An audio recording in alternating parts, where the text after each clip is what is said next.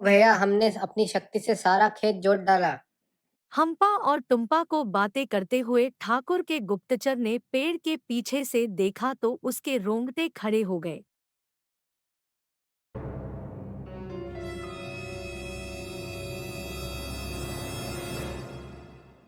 वह सर पर पैर रखकर वहां से भागा और ठाकुर के पास पहुंचकर सारा हाल सुनाया। हुजूर, मुझे तो ऐसा लगा कि कोई स्वप्न देख रहा हूँ। ओह, तो मेरा शक सही निकला। वह कोई साधारण मनुष्य नहीं, लेकिन मुझसे टकराने का दंड उन्हें अवश्य मिलेगा।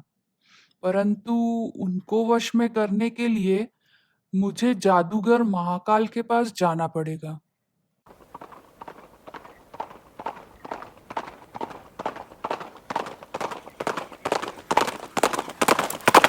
आओ आओ ठाकुर, कैसे आना हुआ? तुम्हें तो पता ही है महाकाल, मैं तुम्हारे पास उसी समय आता हूँ जब मुझ पर कोई संकट आता है।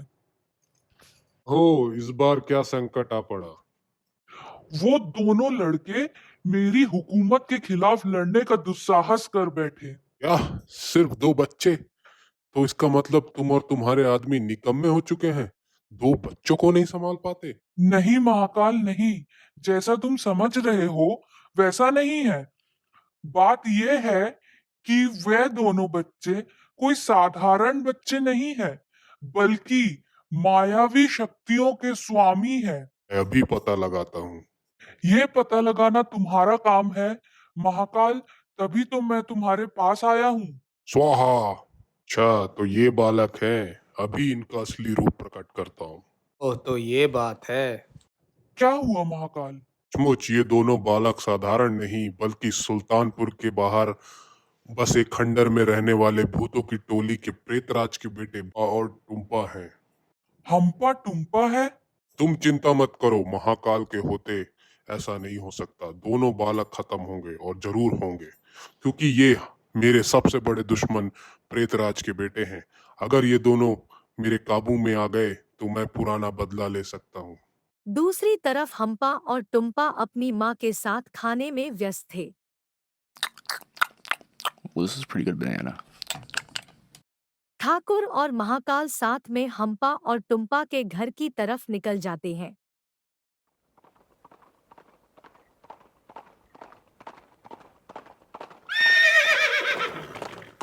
ओ, तो ये घर है जिसमें हम्पा और टुम्पा रहते हैं। हाँ महाकाल, अब इससे पहले कि उन्हें हमारे आने की सूचना मिले, उन्हें खत्म कर दो। मैं उन दोनों की लाशें देखना चाहता हूँ। फिक्र मत करो, आज तक मेरी जादुई आंख से कोई बचा नहीं।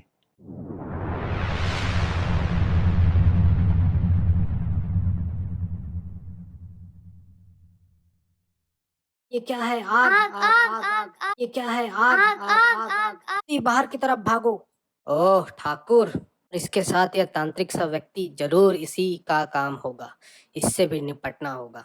आग बुझाने का सोचो भैया, फिर इन दोनों का कुछ इंतजाम करेंगे। चल, मेरी मायावी आग पानी से बुझा डाली। नहीं, ऐसा नहीं हो सकता। पानी से तो यह आग बुझ नहीं सकती। शायद ये किसी को अपनी शक्ति दिखाना नहीं चाहते, लेकिन मैं भी इनसे हारने वाला नहीं। इन्हें मैं वश में करने के लिए ब्रह्मास्त्र का प्रयोग करूंगा। हे ओह, भगवान! इन्हें मेरे जाल से स्वयं ब्रह्मा भी नहीं बचा सकते।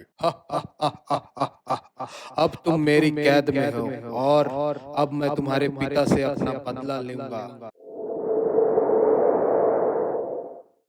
रुक जा दुष्ट! छोड़ दे मेरे बच्चों को!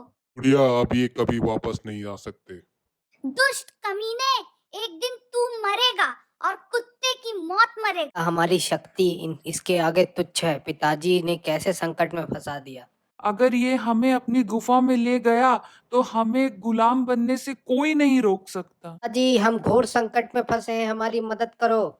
मेरे पुत्र संकट में हैं। मुझे तुरंत उनकी मदद के लिए पहुंचना चाहिए। साथियों, चलो। कौन है? रुक जाओ महाकाल, तूने क्या सोचकर मेरे बेटों पर हाथ डाला? तू भूल गया कि ये उसी पृथ्वीराज के बेटे हैं जिससे तू एक बार जान बचाकर भागा था, पर अब नहीं बचेगा। तक ये दोनों मेरे कब्जे में है, तू मेरा कुछ नहीं कर सकता। प्रेतराज ने महाकाल को बहुत समझाने की कोशिश की पर वो नहीं माना और प्रेतराज ने उसे अपनी शक्तियों से बकरा बनाकर कैद कर लिया। बचाओ।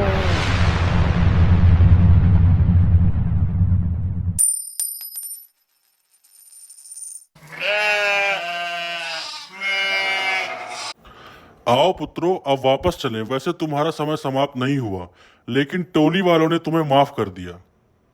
वैसे तो पिताजी हमें भी आपकी और टोली वालों की बहुत याद आती है, पर हम वापस नहीं जाएंगे वापस नहीं जाना चाहते, मगर क्यों? क्योंकि हमने मनुष्य के रूप में रहकर देख लिया है कि किस तरह सुख और दुख मनुष्य को जीना सिखाते हैं।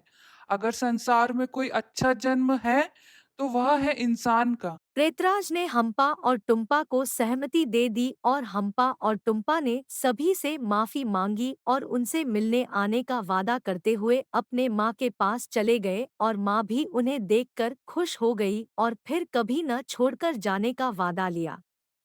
बाय बाय दोस्तों।